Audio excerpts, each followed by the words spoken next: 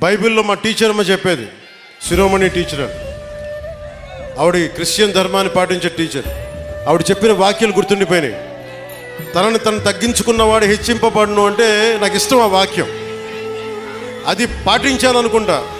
60 సీట్ల పోటీ చేద్దాం అనుకుంటే లేదు, 40 చాలు.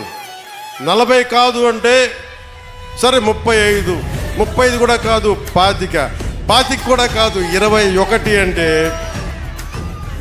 21 మొత్తం గెలుపు దేశం మొత్తం మాట్లాడుకునేలా చేసింది.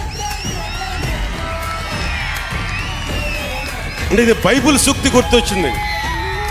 ఒక బైబిల్లో ఉన్న సూక్తి ఎంత గొప్పది అంటే, తనని తను తగ్గించుకుంటే హెచ్చింపబడతావంటే ఇంతకు మించిన సాక్ష్యం ఏం కావాలి?